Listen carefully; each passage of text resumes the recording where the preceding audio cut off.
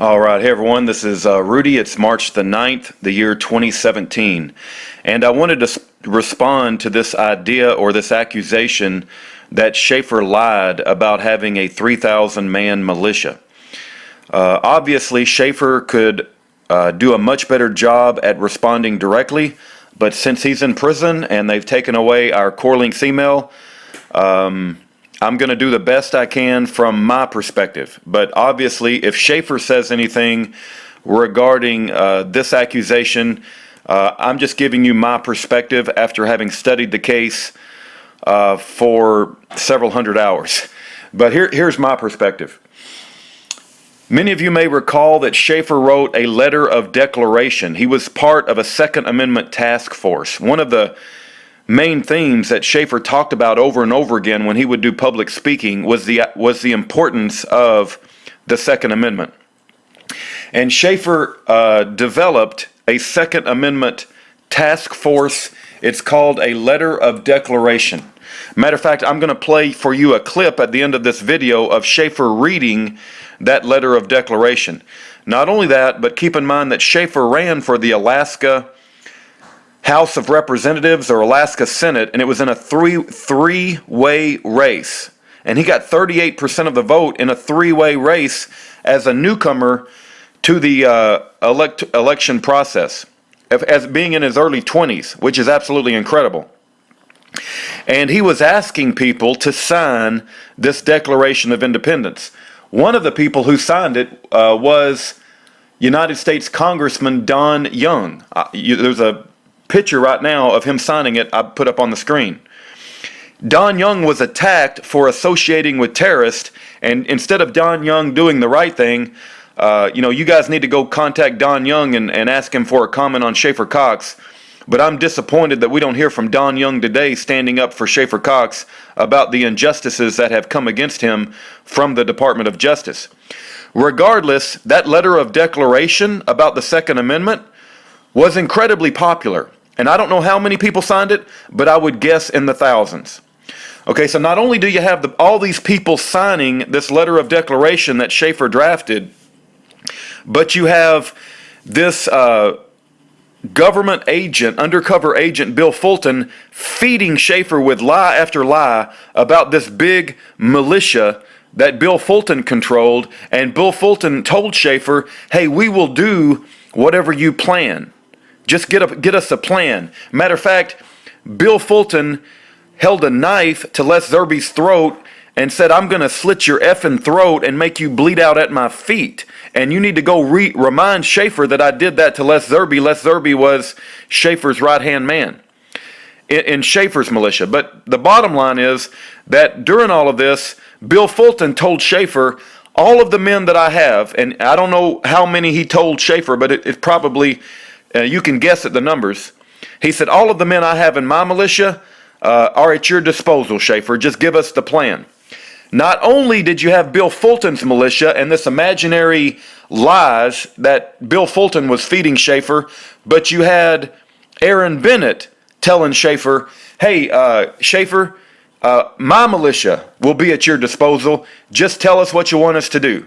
So you have Bill Fulton's militia, you have Aaron Bennett's militia, and then you have all these people who signed the letter of declaration that Schaeffer put out. And so when Schaeffer would get up and publicly talk about a militia, that a 3,000-man militia that adhered to the principles of liberty and adhered to the principles of the Constitution, which says that our Second Amendment, the right to keep and bear arms, shall not be infringed, Schaeffer was not lying.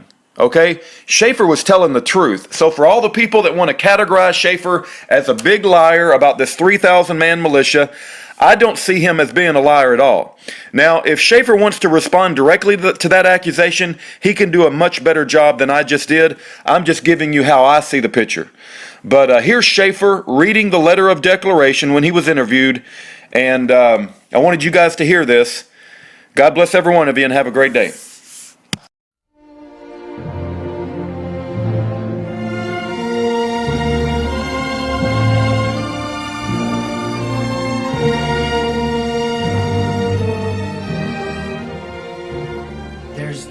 There's been this ongoing assault on the right to keep and bear arms, and not just the right to keep and bear arms, but all of our rights that we have naturally as human beings and that are recognized in the Constitution. And Washington, I'll remind you that Washington said the final keepers of the Constitution are the people themselves. The House and the Senate, Congress, federal government has rejected the Constitution. The Constitution is a dear document that is only as good as you protect it. And this Second Amendment what protects it. Yeah. We have no obligation to submit to a government that refuses to submit to their governing document. If any government should decide that we have to register certain of our arms or turn them in, what would your recommendation be? Don't do it. Sincerely mean that. Don't turn them in.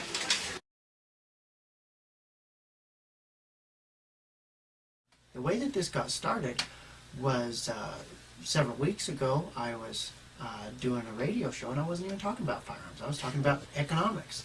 But somebody called the station after the show was over and said, hey, what are we going to do about all these firearms restrictions that just keep coming down the pipe? It's like they just never end. And I said, well, I don't know. Let's get together and talk about it at Denny's on Monday night. And 150 people showed up, and I was expecting maybe 18 or 20, but there was standing room only, 150 people.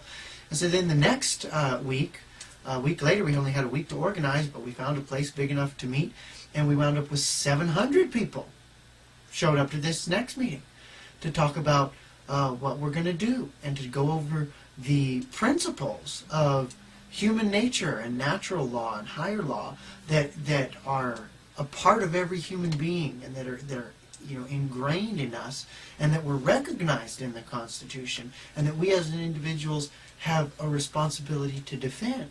So at that first meeting where we had 150 people, I brought this letter that I wrote. And I thought it's a pretty strong letter and there would probably be some parting of the ways, and it was kind of a choose this day whom you will serve letter. But you know what? Everybody there signed this letter. Let me read this to you. Let it be known that we, the people of Alaska, stand in recognition of the true principle that whenever a government abandons the purpose for which we have created it, and even becomes hostile towards that which it was once a defender of, it is no longer a fit steward of the political power that is inherent in the people and lent to this government with strict conditions. These conditions are clearly defined in the United States Constitution and understood by the common man. Furthermore, to the extent that our government violates these conditions, they nullify their own authority, at which point it is our right and duty, not as subjects, but as sovereign Americans, to entrust this power to new stewards who will not depart from the laws that we have given them. This being the case, let it be known that should our government seek to further tax, restrict, register firearms, or otherwise impose on the right that shall not be infringed, thus impairing our ability to exercise the God-given right to self-defense, which precedes all human legislation and is superior to it, that the duty of us good and faithful people will not be to obey them, but to alter or abolish them, and institute new governments, laying its foundation on such principles, and organizing its power in such form as to us shall seem most likely to affect our safety and happiness. God gave every man the right to life, liberty, and property, a corresponding obligation to defend those rights. We delegate that responsibility, not entirely, but in part, to a government, to do what we have a natural right to do, which is to protect them. But they've become a liability to that. It's nobody's job but our own to make sure that the government doesn't become detrimental to the purpose which we created it. Now, there's several ways that we're going about this, because we can all just sit around and gripe about what we know is going on, or we can get something done. So first of all, what we're doing on the federal level is we are asking our congressmen and our senators to abolish the Federal Reserve. The Federal Reserve is allowed to print trillions of dollars out of thin air.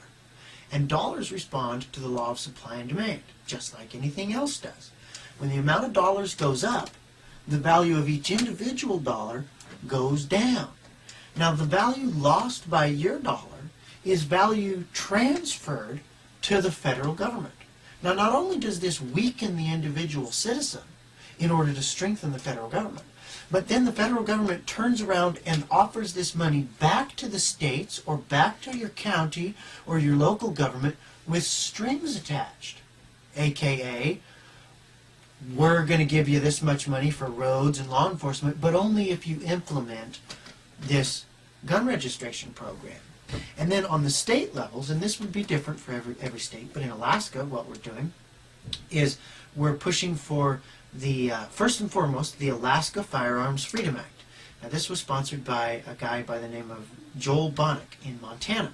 And what this piece of legislation does is it's a declaratory piece of legislation that says a firearm or a firearm accessory or ammunition that's manufactured within the state and stays in the state is none of the federal government's jurisdiction under the Commerce Clause of the Constitution.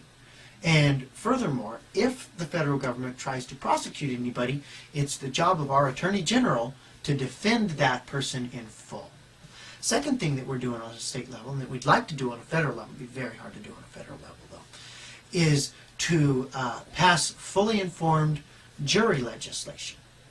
Because Congress can write a law, the President can sign a law, and a court can rule on a law, but the juror is the only one in the whole country who's been entrusted with the power to actually enforce a law. And so what this does is it puts it in the statute of the state that the judge has to allow the jury to know why they're there. The function of juries, when understood, gives profound meaning to the phrase, "we the people." So then the third thing that we're doing on the state level is that we're pushing for a sovereignty bill. A sovereignty bill would actually enact law that would say if the federal government does these certain things, then we are going to seek certain recourse. Then it's the right, no, the responsibility of the states who created them, in essence hired them, to get together and discuss whether they want to have a sit down with them and tell them they better straighten up or they're going to lose their job, or to just disband them, fire them, and institute a new federal government that's not going to get so out of hand. So on the individual level, we've made a commitment to stand together in non-compliance to further firearms restrictions and raise money for a legal battle if need be.